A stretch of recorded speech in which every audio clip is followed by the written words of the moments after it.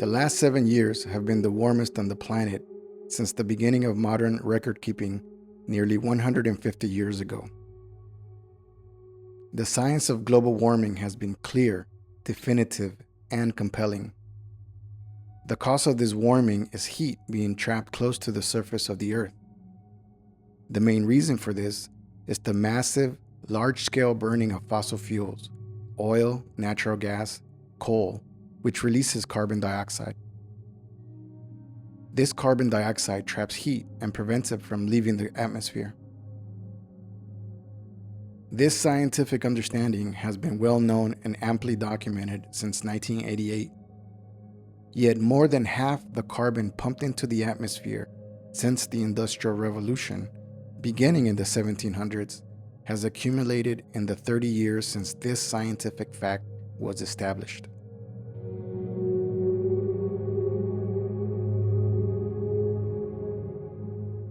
It is now 5 years since the signing of the so-called Paris Climate Agreement by the governments of the world. This was supposed to curb carbon emissions and shift away from fossil fuels, even though the goals were meager. But not one major power, not one of the major capitalist imperialist powers like the US, China, Russia, France, has come close to meeting the targets of the Paris Agreement. The US is responsible for more of the accumulated carbon in the atmosphere than any other country in the world. Under the liberal Obama administration, the US became the largest oil producer in the world and saw a boom in the extremely destructive practice of natural gas fracking. 4 years of fascist rule saw an all-out effort to remove any and all protections of the water, air, and the earth.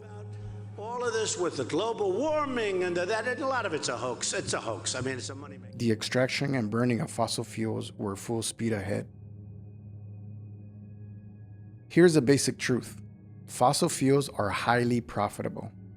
They are deeply embedded in the electrical grids, the transport systems, the global manufacturing supply chains of imperialism, and its food production systems.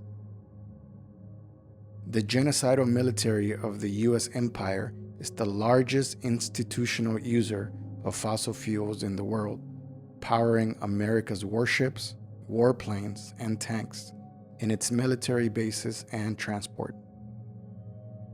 For all the hype that we have entered a new era of solar and wind power, the reality is this: oil, natural gas, and coal still provide 80% of global energy. And the planet gets hotter. Scientists estimate we are close to a point of no return, where runaway warming of the planet cannot be controlled or rolled back in any way, with large sections of the planet likely becoming uninhabitable.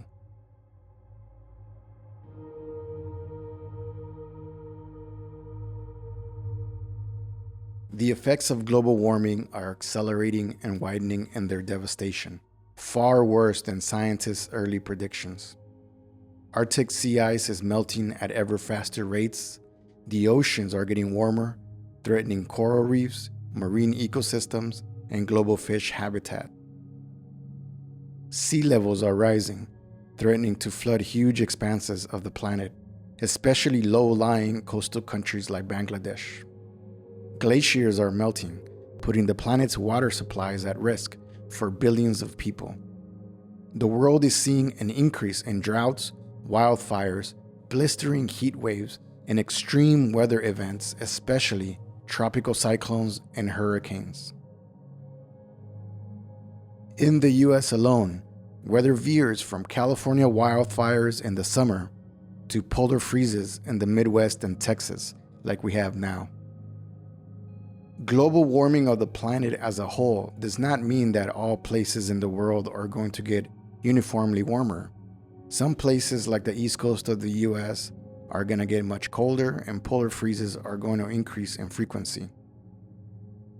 Some 25 million people, mainly from the oppressed countries of the third world like in Africa and Latin America, have already become climate refugees, fleeing flooded coastal areas, parched agricultural lands, ruined rural economies, and conditions of rising heat that spread disease more easily. As global warming intensifies, the numbers of climate refugees, again mainly from poor countries, are likely to climb to the hundreds of millions. Global warming and its impact on people, economies, and natural resources increases the potential for local and regional conflicts and wars, which cause even more destruction of the environment. This is catastrophic, but there is no radical rethinking of how we produce the means of life and interact with the natural world. No bold action at the highest levels of governance.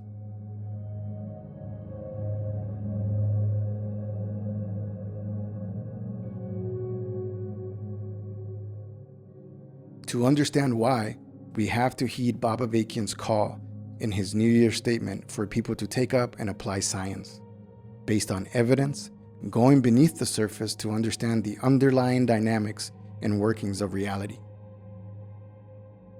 We have to apply science not only to the processes of nature, such as the COVID pandemic and global warming, but to human society as well. Let's apply science towards understanding key features of the system we live under, the capitalist imperialist system. Under capitalism, what gets produced and how it is produced, whether it's housing, computers, medicine, or energy, is motivated and measured by profit. This profit comes from the exploitation of billions of human beings on this planet. Capitalism has grown, expanded, and prospered by plundering nature as an endless supply of resources to pour into production for profit. Capitalism has grown, expanded, and prospered by turning nature into a cost-free dumping ground for carbon emissions, industrial waste, garbage, and agricultural runoff. The Earth's capacity to withstand this is reaching its limits, but capitalism doesn't care about or respect those limits. Capitalist production is driven forward by the commandment, expand or die. Competition runs through this whole system. The key way individual capitalists gain competitive advantage and get a bigger share of the market than their competitors is to cheapen costs by exploiting people more ruthlessly around the world, with no concern for spending money to protect the environment or the health and safety of the people. Capitalists are compelled to be ruthless because they are in competition with others who will undercut them. And this same competitive dynamic takes place between capitalist imperialist countries. For example, the US has waged wars to maintain its control of the oil-rich Middle East in order to exert control over the world economy. Under this system of capitalism imperialism, expansion and the quest for greater profitability are not a matter of choice or personal greed. If individual capitalists don't invest and expand and keep accumulating profit and more profit, they can't stay in the game and compete. Capitalism imperialism does not and cannot interact with the environment in a sustainable and rational way. For example, Apple doesn't weigh the long-term effects of its globally outsourced production of Macs, of iPhones on the environment, like the air pollution its subcontractors in China cause, or the depletion of resources of the planet, or cost to society by the damage done to the health of humanity, like the lung disease children working in cobalt mines in the Congo suffer. Apple's metric is the bottom line of profit. Environmental considerations are an externality and hindrance to this bottom line. Capitalism cannot treat nature or natural resources in a sustainable way or take the long view. There is no society-wide planning for human need and for the protection of the planet. In this light, consider the Biden presidency. Biden, the Democrats, other imperialist world leaders, and corporate CEOs say they are going to cut carbon emissions by 2050. But what they don't say is that their plan to do this depends on technology not yet proven, along with various pricing and tax schemes. And even what they promise is not nearly enough to reverse the climate crisis. This is not the radical and rapid transition away from fossil fuels that is needed. And at this late hour of environmental crisis, for people to pin hopes and pour energies into Biden's environmental program is to do precisely what Bob Avakian warns against in his New Year's statement: to squander time on misdirected activity that only reinforces this system. Here's the stark but liberating truth. We have two choices: to let humanity and the planet hurtle uncontrollably towards environmental disaster and other horrors, or make an actual revolution to overthrow this system and, on the basis of a radically different economy, go to work on addressing this crisis. Obviously, we have only one Earth as a home for humanity. And this climate crisis can only be fundamentally and ultimately addressed on a world scale. But a first great step or leap can be taken by wresting power from the capitalist imperialist system in its most powerful stronghold and making this a source of inspiration and base of support for people around the world in rising up to overthrow and abolish all systems and relations of exploitation, oppression, plunder, and destruction of the environment and of human beings, who can only continue to exist and to thrive through a rational and planned interaction with the rest of nature.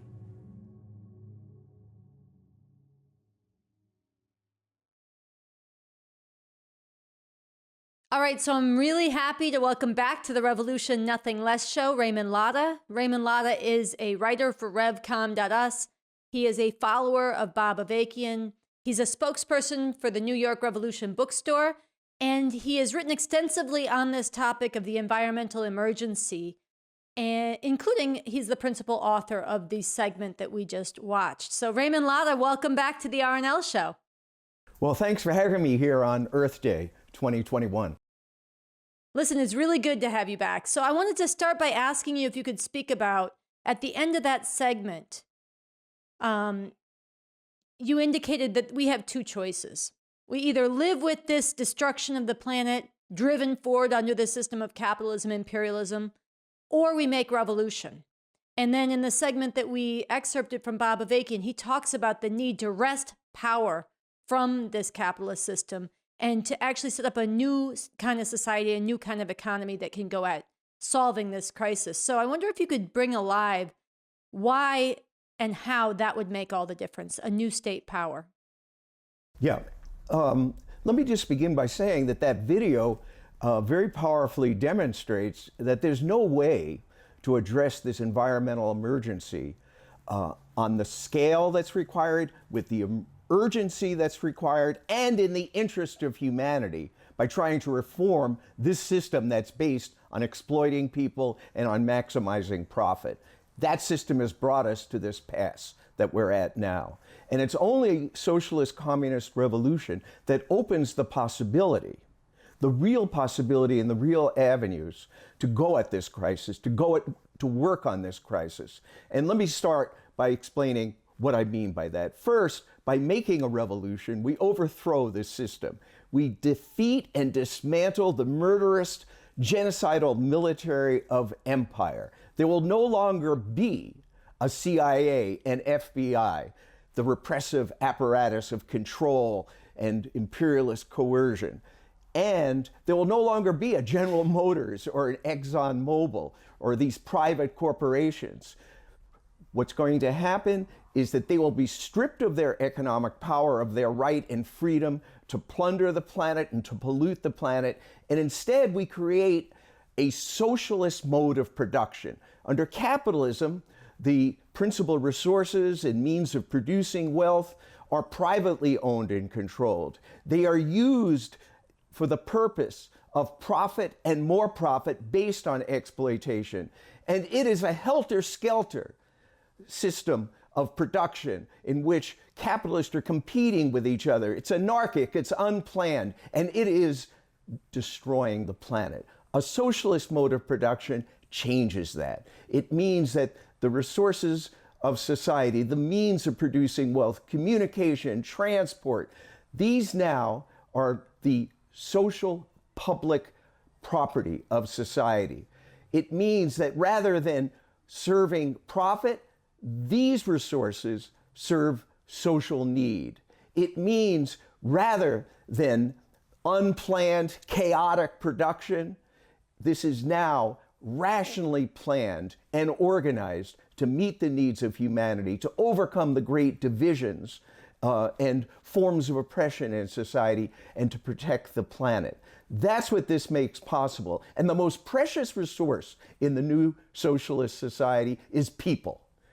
And what we see under this system of capitalism, imperialism, with all those features that I described, is that all this potential that exists, because there is the potential to go at this crisis, is throttled and thwarted. Scientists who want to go to work on this crisis, their proposals go nowhere. All the energy and activism of people concerned about the environment, that's hemmed in, that's thwarted. And the technology and the scientific knowledge that exists, all of that is constrained and fettered by the imperatives of profit and more profit. So here we are, this environmental emergency. We are creating a new socialist economic and political system that is able to unleash and mobilize people to confront this crisis. And there's no guarantee, that we can actually reverse this, because it is so serious and grave. But this is the only way in which we can do that, to unleash people, their creativity, to actually work on this and to do this, as I said, in the interest of humanity. So what does it mean? Let me start with some of the key features of this. And again, I want to refer people to the Constitution for the New Socialist Republic in North America that was authored by Bob Avakian, and the Socialist and the Principles of Socialist Sustainable Development, that's an accompanying document. And I'm drawing on that. So let me give two very, very vivid examples. One, the new society and the new economy will be guided by an internationalist and planetary perspective. And what that means is, look, we're going to dismantle all the military bases of empire. No longer will America be that oppressor and plunderer of the planet. It means dismantling that whole global network of sweatshop exploitation. This lifts an incredible burden off the people of the world, of the planet. It means supporting revolution and revolutionary struggles throughout the world. It means sharing the resources and the capabilities of society in order to actually address this crisis on a planetary level. This is what Avakian points out in the end of that segment that we just saw, that there's one Earth. And that Earth is at a tipping point now. So this means cooperating and sharing with the people of the world, learning from the people of the world, going to work on this crisis in all corners of the world. And the very fact that you've made a revolution in this society, in which the terms have changed, in which society is organized in the way in which I've described, that'll be a tremendous inspiration to people, a source of hope to people, so that we can spread revolution and work and cooperate together to actually solve this environmental emergency. So that is the first point, that planetary internationalist perspective. The second point is on the basis of this new mode of production that I'm describing, socialized ownership, the resources of society serving the betterment of humanity and the protection of the planet, planning, conscious attention, to the needs of actually working on this crisis with the urgency that's required. We can affect the rapid transformation of what is today this environmentally destructive economy and economic system. What that means is that we can transition quickly to renewable energies. Now that's a phrase, a buzzword that you hear from every, congressperson, progressive figure, whether it's Ocasio-Cortez, but that cannot happen under this system with huge capital investments in the fossil fuel sector. What's tied up with that? That cannot happen in this system with the US military roaming the world. That cannot happen in a system in which profit is what sets the terms of things. We can rapidly do that because the resources of society will be serving the needs of humanity and the protection of the planet. We'll have a planned economy that can rapidly shift and allocate resources to where they're needed. And again, the single most important factor in this is people, the scientists, the people in the communities, in the indigenous community, the people with the knowledge, the people with the determination. In this new economic system, this new mode of production, we can unleash all of that and give play to all the creativity and determination that's going to be required. So we can move in that direction, and we can move decisively. It means a different agricultural system that's based on meeting the nutritional needs of people, that's based on preserving and conserving soil and water. There's so much we can do. People should look at the socialist principles of sustainable development. We create a new kind of city, a sustainable city. Now, there's all kinds of creative ideas people have and experiments that people are doing, at the grassroots, but these, again, are completely constrained and hemmed in by the workings of this system. This is the kind of activity that we can scale up, that we can unleash, to create a society that can interact sustainably with nature, and in which people are actually appreciative of and seeing their role as protectors of nature. So this is a picture, a little glimpse of what becomes possible on the basis of seizing power, overthrowing, the capitalist imperialist class, and actually going to work. That's what this is all about, and that's what this revolution opens up. Okay, Raymond, I think you've done a really vivid job of bringing alive what becomes possible with a revolution and a new revolutionary state power, but only with a revolution. Today is Earth Day, as you know, and Biden is giving a big speech on the climate catastrophe. I wonder if you have a few words for those who are really putting their hopes that Biden will take an approach to this that's commensurate. Relative to the enormity of this crisis and the urgency of acting on it commensurate with this crisis, the Biden proposals for infrastructure, for energy, these proposals are puny, they are deceptive. This is not a fundamental drawdown from fossil fuel-based energy systems. It is predicated on maintaining U.S. dominance in the world. It is predicated on waging rivalry with China. It is predicated on making an appeal to the Republican fascists who themselves are climate deniers. And it is predicated upon incentives and subsidies to the corporations and to the capitalists, all of whom are woven into this imperialist system that is the cause of this environmental emergency. It is, in short, a cruel hoax that's perpetrated on anyone that really wants to see decisive action to address this climate emergency. Okay, Raymond, so what do you say to those who raise that revolution itself will bring about destruction to the environment? I have to say that many of the people who raise this are guilty of a chauvinist blind spot. The dislocation and the suffering are taking place right now on an enormous scale, and it is concentrated in the countries, the oppressed countries of the global South. Look, the people in the global South, in the poorest countries of the world, face a 4 times greater risk of being displaced by extreme weather events that are caused by the global emissions that are caused overwhelmingly by the rich imperialist countries.